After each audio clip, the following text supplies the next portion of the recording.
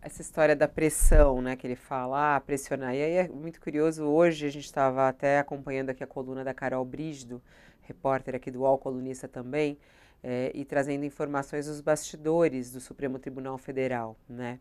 Eles dizendo que não há clima, né, que eles não veem um clima para a decretação da prisão preventiva de Bolsonaro. No entanto, os caminhos eles estão claros de que havia essa possibilidade, né?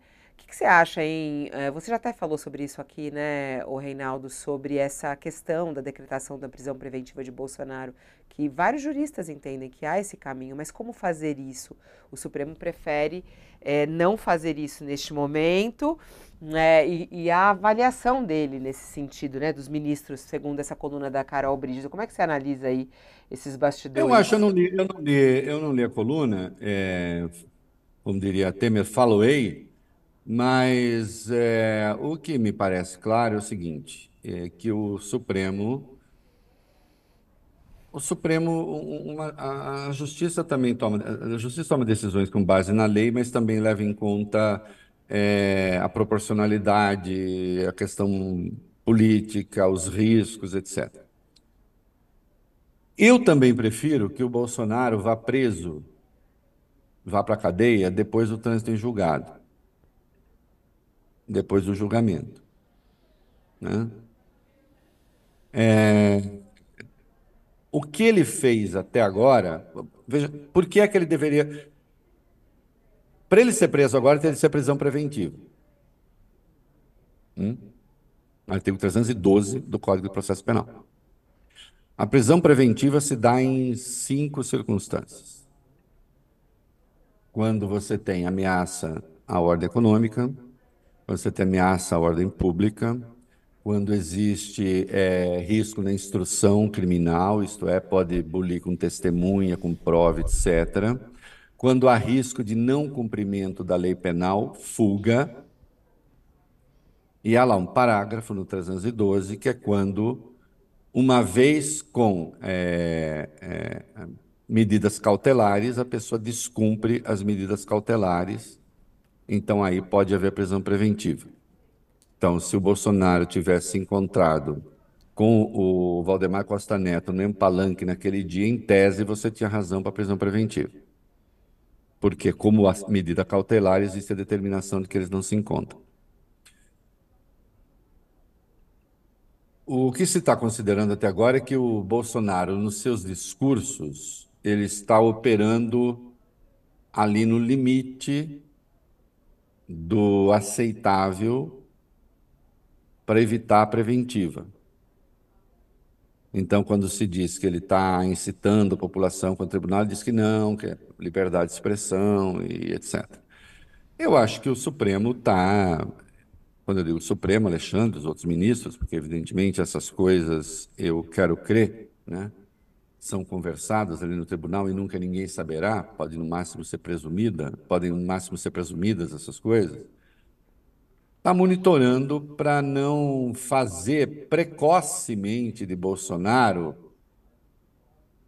o líder da resistência da direita que está encarcerado e impedido de se expressar e tal. Nesse sentido, né, eu acho que se está tentando evitar isso, embora eu não tenha a menor dúvida que, isso é uma convicção, tá? Eu não tenho informação. Mas eu não tenho a menor dúvida de que o Eduardo quer o pai dele preso, por exemplo. É uma avaliação minha, Eduardo. Se o Eduardo não quisesse o pai dele preso, ele não ia para os Estados Unidos falar as coisas que ele fala. E não sairia por aí falando as coisas que fala. Existe hoje uma luta intestina muito interessante. A luta intestina aí, a palavra é plena de significados, né? Se é que vocês me entendem, né? Uma luta intestina quando se trata do bolsonarismo, entre Michel e Eduardo, para saber quem fica com o espólio do Bolsonaro. Porque o Bolsonaro vai ser preso.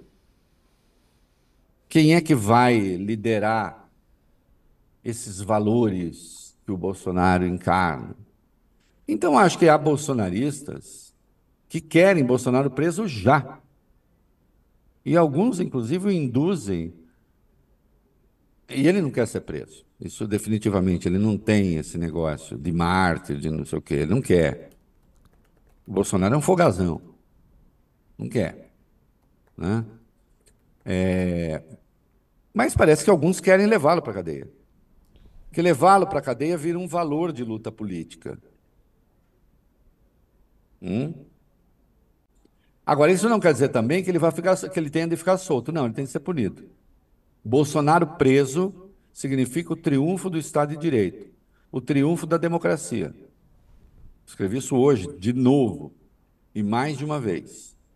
Não tem essa de não prender.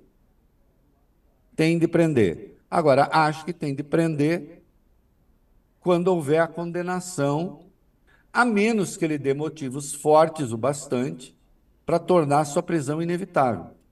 E aí, ainda que isso tenha um custo, há que cercar com custo, né? Que vai ser preso? Vai. Que vai ser condenado? Vai. Por organização criminosa, por atentar contra o Estado de Direito, por tentativa de golpe de Estado. Quando menos, sem contar as outras investigações, que acho que também poderá haver condenação em outros inquéritos, né? Em que ele é investigado também. Bora para as perguntas. 1h57. Pode perguntar que tio Ora, Rei responde. Cadê aqui? pergunta, fala que eu te escuto.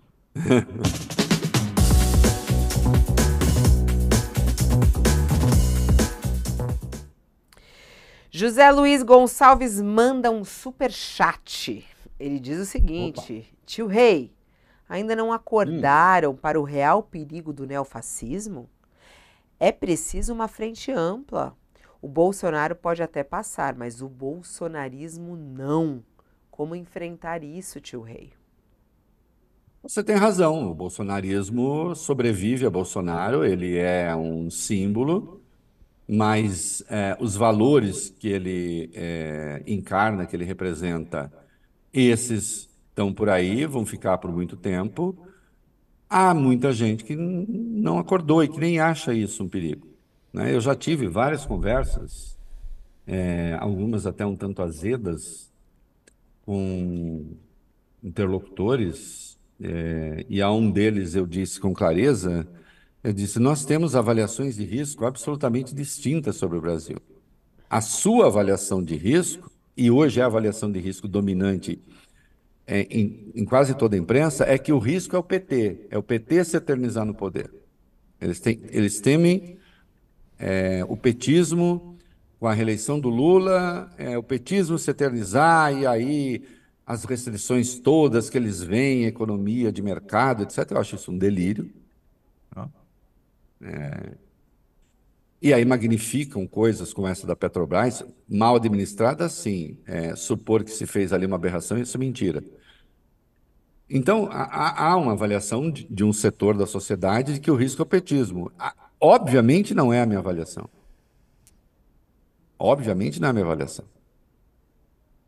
O risco no Brasil ainda é a democracia, no Brasil e no mundo. Não é só aqui. Olha o crescimento da extrema-direita mundo afora. Hã?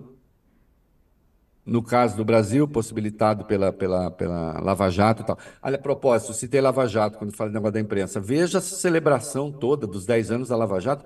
A Lava Jato, que é a mãe do desastre que aconteceu no país, sendo celebrada mais de uma vez, né? Olha onde está Dallagnol hoje, olha onde está Sérgio Moro hoje, e, no entanto, a Lava Jato sendo celebrada e, muitas vezes, notícias óbvias sendo dadas com tom de escândalo.